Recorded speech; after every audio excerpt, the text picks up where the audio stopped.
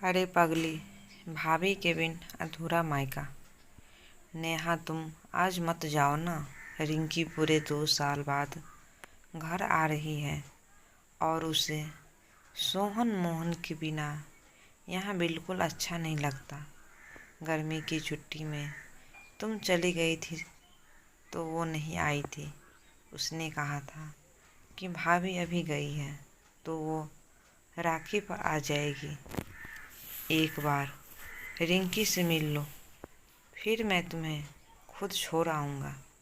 पर अखिल, मुझे भी तो अपने भाई को राखी बांधनी है और फिर ये त्योहार भाई बहन का त्योहार है तो मैं अपने भाई के साथ मनाऊंगी और रिंकी अपने भाई के साथ। नेहा अपना और बच्चों का बैग पैक करते हुए बोली। अखिल की छोटी बहन रिंकी राखी पर अपने 1 साल के बेटे को लेकर आ रही है। वो चाहती है कि जब वो मायके आए तो उसके भतीजे और भाभी सभी घर पर हो। पर नेहा रुकने को तैयार नहीं थी। उसे लग रहा था कि रिंकी उसे मायके जाने से रोक रही है, वरना मम्मी जी, पापा जी और अखिल के यहाँ होने पर भी वो ये क्यों बोलती है कि भाभी तो तभी जाऊंगी। तभी सोहन मोहन भी अपनी मम्मी से बोलते हैं, मम्मी हमारा भी मन नहीं है नानी के घर जाने का। बुआ से मिलते हैं ना, और इस बार तो बुआ के साथ उनका क्यूट सा बेबी भी आ रहा है। रुक जाओ ना मम्मी। अपने 5 और 8 साल के बेटे को मुँह से ये सुनकर नेहा आग बबूला हो गई और बोली, सब पर बुआ का रंग चढ़ा है। जब यहाँ थी तब भी तुम दोनों उनके ही पीछे घूमते थे और अब उनकी शादी होने के बाद भी तुम्हारा उनसे लगाव कम नहीं हुआ है। मैं कुछ नहीं जानती। तुम दोनों को तुम्हारी नानी ने बुलाया है तो तुम दोनों मेरे साथ चल रहे हो। अखिल की मम्मी, जो ये सब बाहर से सुन रही थी, अखिल को बुलाकर बोली, जाने दो बेटा, बहू का मन नहीं है रुकने का तो क्यों ज़बरदस्ती कर रहा है। और सही ही तो कह रही है, उसे भी तो अपने भाई को राखी बांधनी है। पर मम्मी, अखिल की मम्मी ने हाथ से इशारा कर अखिल को चुप रहने को और बहू का सामान गाड़ी में रखने को बोलती है। अखिल वैसा ही करता है और नेहा अपने बच्चों के साथ चली जाती है। शाम को जब रिंकी आती है तो भाभी और भतीजों को न देखकर उदास हो जाती है, पर अपनी माँ, पापा और भाई से मिलकर खुश भी होती है। वहाँ नेहा अपने मायके पहुँचती है तो उसकी मम्मी, भाई और पापा बहुत खुश होते हैं। बच्चे नानी के गले लग खूब लाड लड़ाते हैं और मामी मामी चिल्लाते हुए अंदर चले जाते हैं। नेहा माँ के गले लगकर उनके हाल चाल पूछती है। तब तक उनके बच्चे आकर अपनी नानी से पूछते हैं, नानी मामी कहाँ गई है? अंदर तो कोई नहीं है और चिंटू भी नहीं है, कहीं बाहर गए हैं क्या? हाँ बेटा, चिंटू भी अपनी नानी के घर गया है। आज सुबह ही तो तुम्हारी मामी भी अपने भाई को राखी बांधने गई है। नेहा को झटका लगा।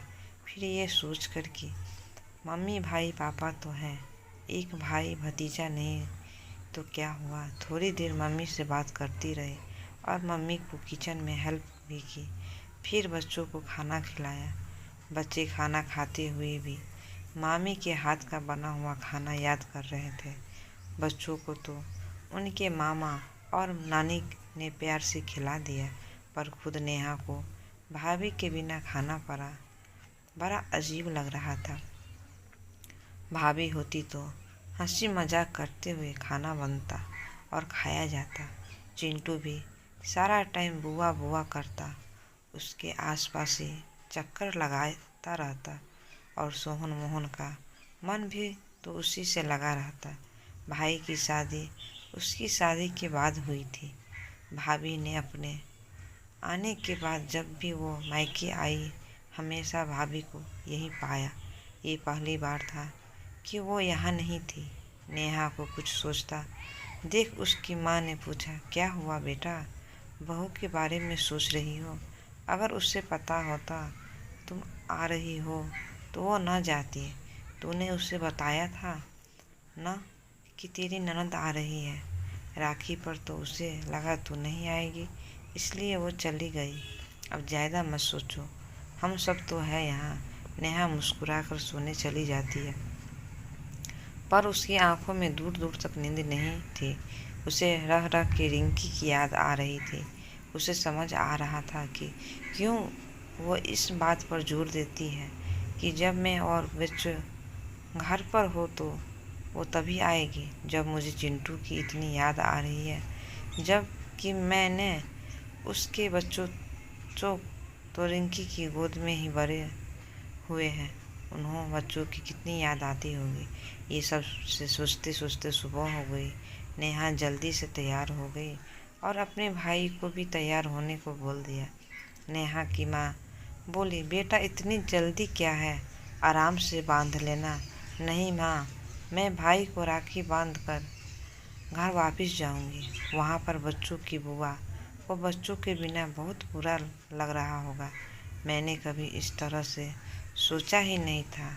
आज जब भाभी के बिना यहाँ इतना अधूरापन महसूस किया तो रिंकी की हालत समझ पाई। सच कहते हैं कि माँ के बिना अगर मायका सुना है तो भाभी के बिना मायका अधूरा है। तभी बच्चे खुश होकर आते हैं। सच्ची मम्मी, हम घर चल रहे हैं बुआ के पास। हाँ बेटा, बस तुम्हारे मामा को राखी बांध दो, फिर चलते हैं। नेहा की माँ नेहा को गले से लगाकर कहती है, मेरा प्यारा बच्चा, अपनी गलती जब समझ आए तभी सुधार लेनी चाहिए। हमेशा ऐसे ही अपने परिवार का ख्याल रखना। नेहा अपने भाई को राखी बांध चल देती है अपने ससुराल, अपने ननद के मायके का अधूरापन दूर करने। आपको आज की यह स्टोरी इन हिंदी कैसी लगी हमें कमेंट करके ज़रूर बताएं और चैनल को सब्सक्राइब करना ना भूलें। धन्यवाद।